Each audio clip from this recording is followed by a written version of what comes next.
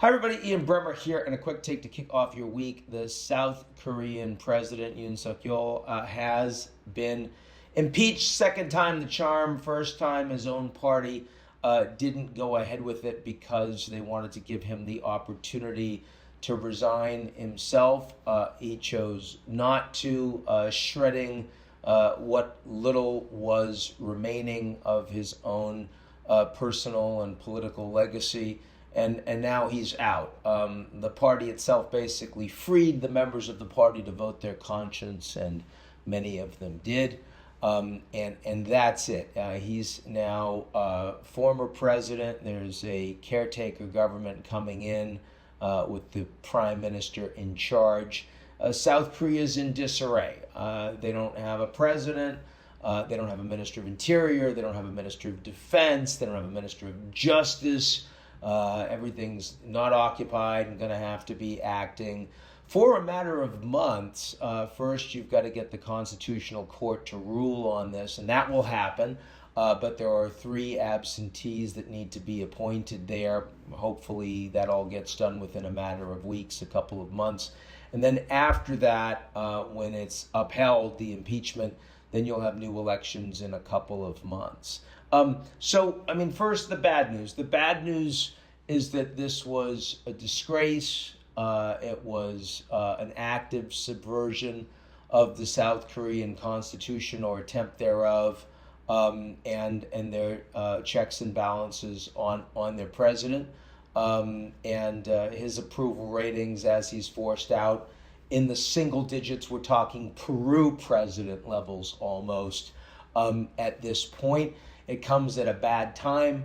The Japanese have a weak government in coalition, and the United States has a new president coming in with much stronger consolidated power. So if you're South Korea, you need to formulate a response to dealing with America first, demands to spend more money on American troops on the ground, demands to do more to redress what's seen as a trade imbalance by the incoming president-elect.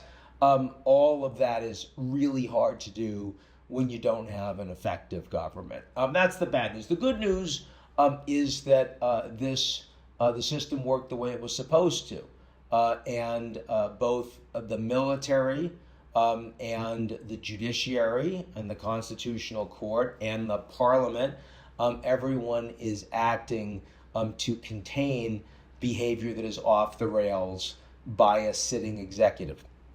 And that shows that South Korean democracy is, very much functional and representative of its people, much like nearly all of the advanced industrial democracies. The U.S. is the country that is the outlier here. South Korea not so surprising. Another piece of bad news is that it's almost certain that the incoming winner of the next presidential election will be the Democratic Party of Korea, which got the majority in parliament in the last parliamentary elections. And their leader, Lee Jae-myung, is frankly not much more popular than outgoing Yoon.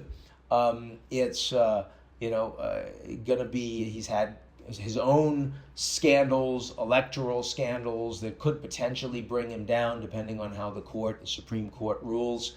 Assuming that doesn't happen, if it did, it would cause massive instability and lots of people out on the streets demonstrating and the rest.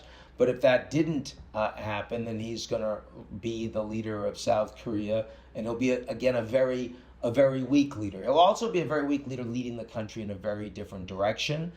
This is a party that will actively support the Sunshine Policy with North Korea, very different than outgoing former President Yoon, would support closer ties with their leading trade partner, China, would question the rapprochement with Japan, and would also question a stronger relationship with their defense partner and ally, the United States. So a lot of uncertainty going forward with South Korea. One other really interesting thing about this whole saga, is the role that AI played. Yoon, a deeply unpopular, kind of antisocial figure, very brusque, not an obvious retail politician, but on the campaign trail developed an AI, essentially deep fake Yoon, that was training on a lot of his speeches, but